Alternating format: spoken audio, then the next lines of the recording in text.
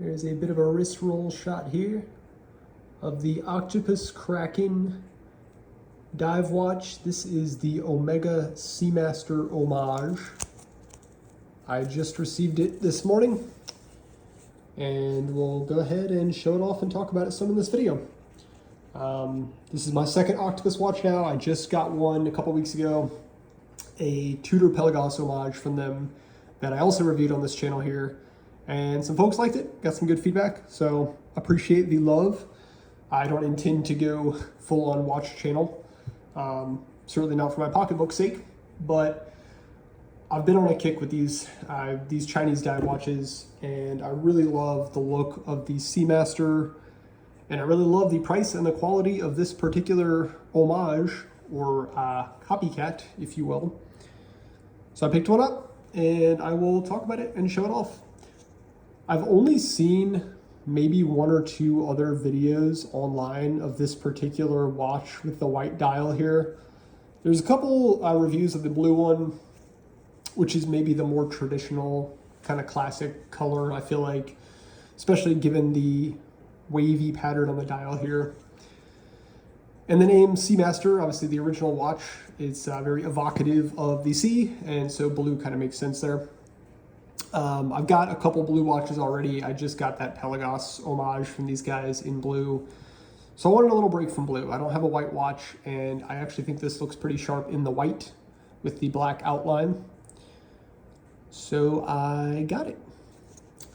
I picked this up off of watchdives.com, just as I got my other Octopus Kraken watch from them as well. Cost about, I think it was a little under $240 US. What that gets you is the watch. This particular watch came on, you have two options. You can either get a sort of a fabric strap like this NATO that I put on here. I believe the one that comes with it is just a black and gray strap. You can see it on their website. I opted to spend just a couple dollars more and get the metal, the mesh here with the clasp on it. So this is what it came on. I didn't necessarily intend to wear this on it, or don't intend to necessarily do that, but I figured, I think it was $3 extra with the sale that they're running, so I went ahead and opted for the metal. It's not bad. It's pretty comfortable. It's a little blingy. It's a little, I don't know, a little bit of drug dealer vibes there. Wasn't really my style. I may still wear it at some point, but I had this NATO and I wanted to go ahead and throw it on there.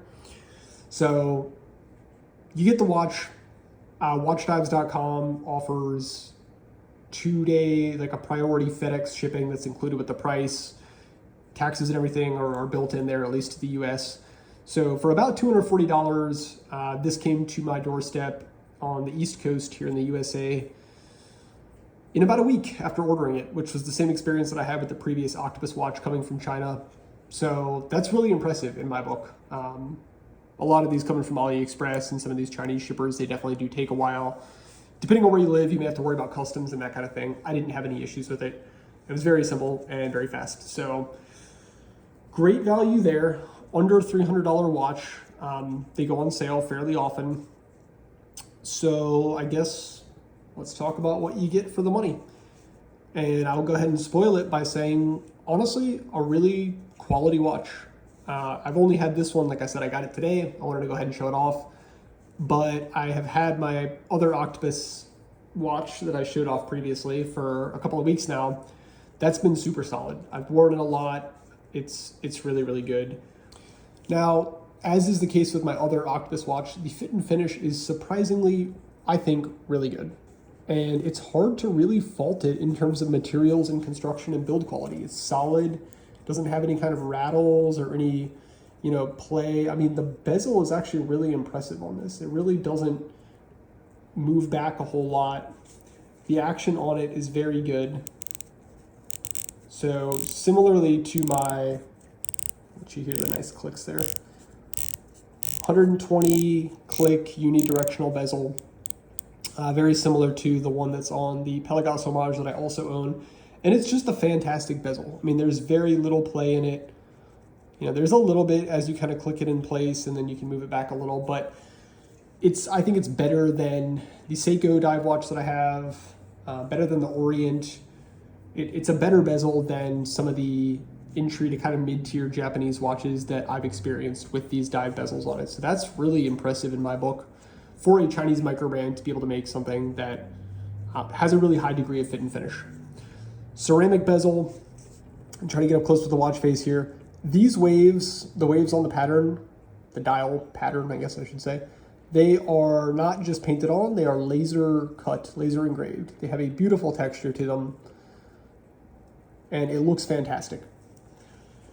Now, on that note, I've gone down the rabbit hole a little bit of the various Seamaster homages that are out there.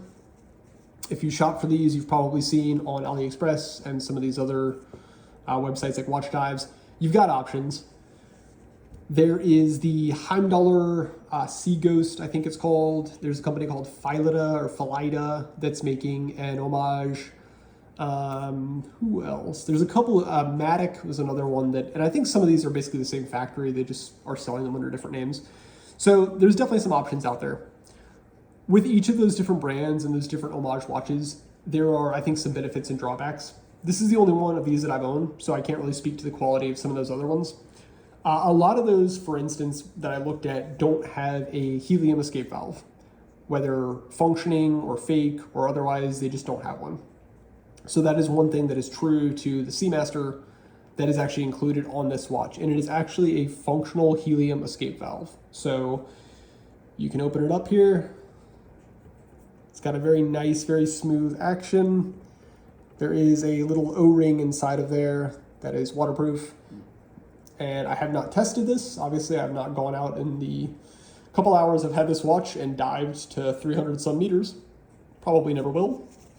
But it's cool that it's on there. That's a really nice feature. Some of the other watches as well, the other Seamaster homages, they do not have the laser cut dial. So a couple of the kind of cheaper ones, the Philida, for instance, I think the Heimdallr as well, it's painted on the dial here. So the fact that they kind of went that extra mile and actually engraved and gave you this nice texture, it's really, really nice. It's a great touch, and I'm very impressed by that for a watch at this price point. I wish that, so my favorite color, I think, of the Seamaster line is the seaweed green. It's beautiful, it's unique, I really like it. I don't have a green watch.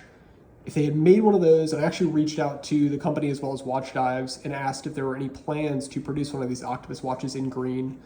I didn't hear back from Octopus, so Octopus, come on guys, get at me here. Watch Dives actually replied. They mentioned that they do not have any information on an upcoming release in seaweed green from this company, but to just, keep an eye out. The only green that I think I've seen online is the Philida brand. They sell a seaweed green Omega Seamaster clone, and it looks really good. But again, that one does not have some of the texture and some of the features that this one has. So this particular watch is available in white. It's available in blue. There's a classic, kind of that 007 color scheme. If you're familiar with the No Time to Die Seamaster, I think it is. It's got that black with the orange accents on it. So there's one of those, if you like that. I forget what they call it. I think they call it classic something homage, or maybe it actually does reference Bond in the name, but that's kind of what they're going for with that one. And then there may be one as well that's just plain black. I'm not sure. I'm not a huge Bond head necessarily, and I didn't really want the black dial, so I opted for the white. But there are some options. There's just not a green.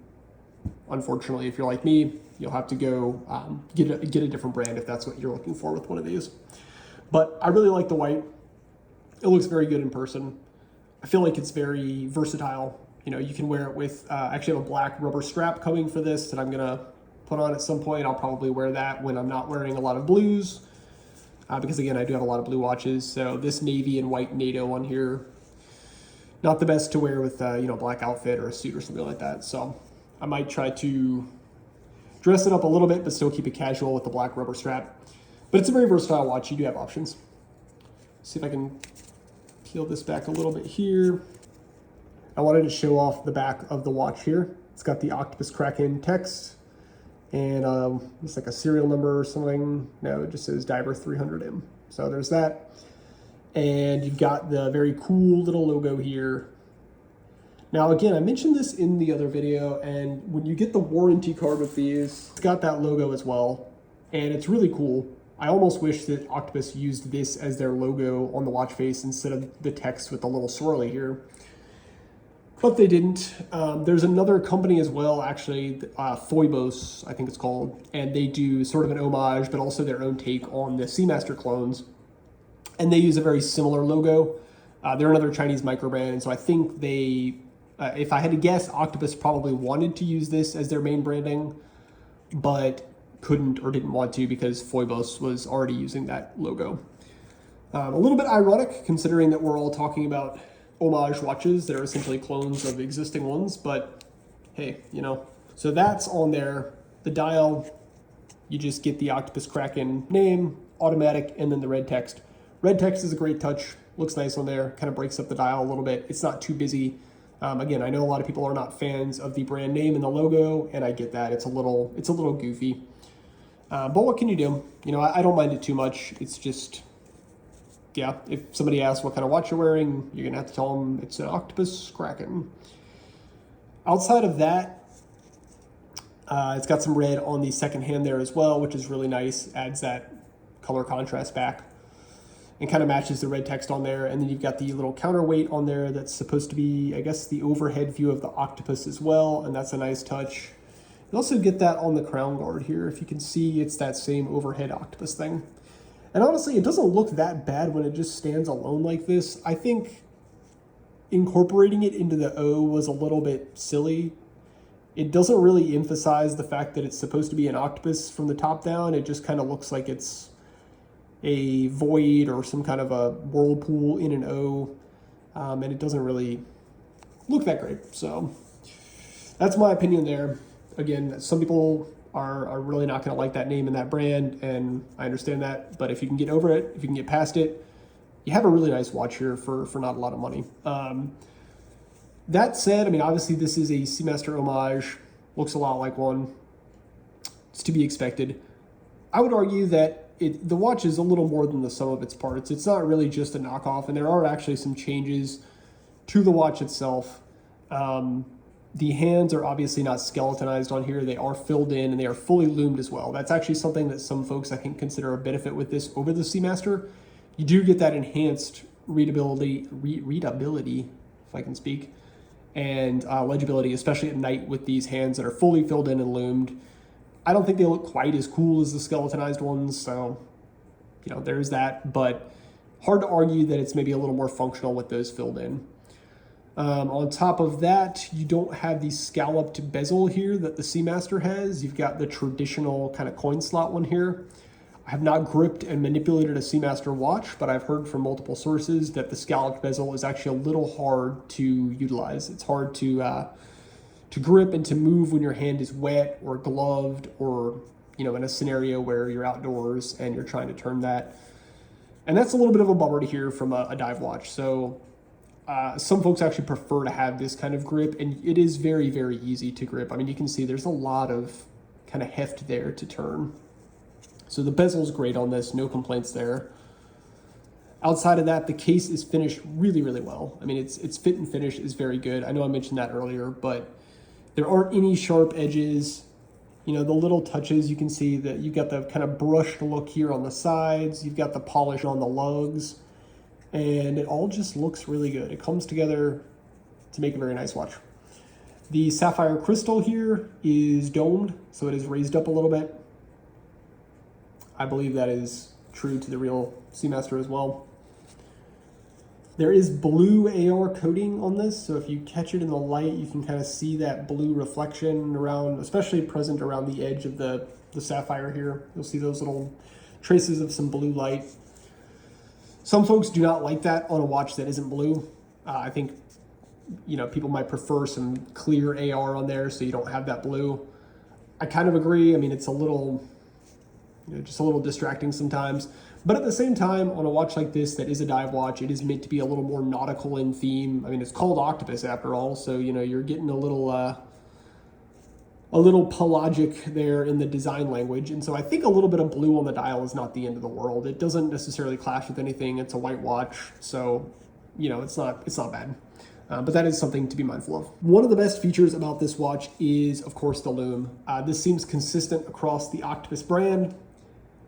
I will go ahead and light it up here with my flashlight for just a little bit and show you what this looks like in the dark. Here we are in a dark bathroom. I've hit this with my flashlight for about 15-20 seconds, and you can see it is absolutely glowing. I mean, this watch looks like it's producing its own light source. It's really impressive how Octopus managed to do the lume on these. I'm gonna open the door slightly so you can get a feel for the kind of low light look on this. It looks incredible. It looks so nice in a low light setting. It's got this blue hue kind of thing going. It is fully lumed across the bezel, the indices, the hands.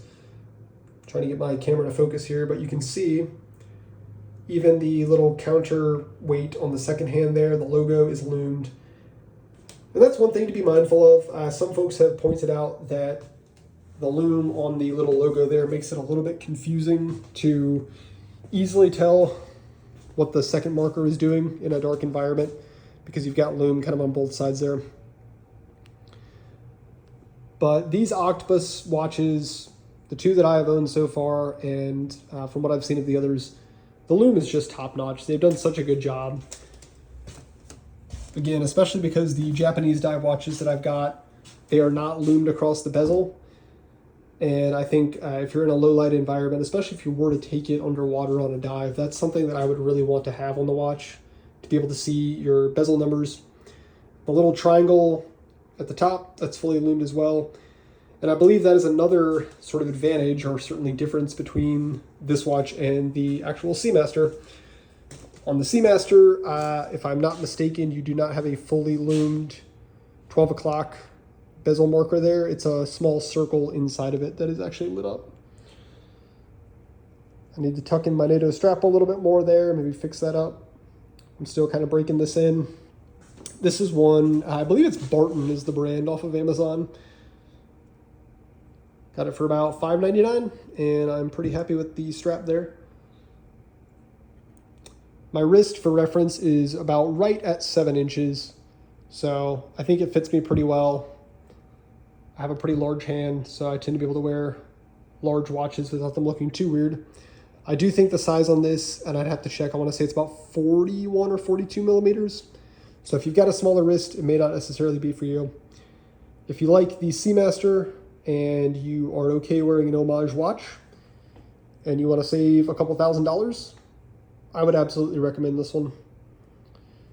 So let me know in the comments what you think. If you've got one of these, I'm hoping that they one day can give us a green one, because I really do think that seaweed green is something special on the Seamaster, and I think Octopus would really knock it out of the park if they did that. I'm really happy with the white. I'm excited to wear this for the summer and beyond. It does have, I believe these come with a 2-year international warranty, so there's some peace of mind there. The PT5000 movement is supposed to be quite reliable, and folks have commented on my other video of the Octopus Pelagos Homage with the PT5000 and have said good things. So I don't necessarily foresee any problems there. It's a pretty common movement for these Chinese microbands to use. So I'm really happy with this. I'm excited to wear it. I'm excited to throw some different straps on it and change it up. And excited to hear y'all's thoughts on this watch. So let me know.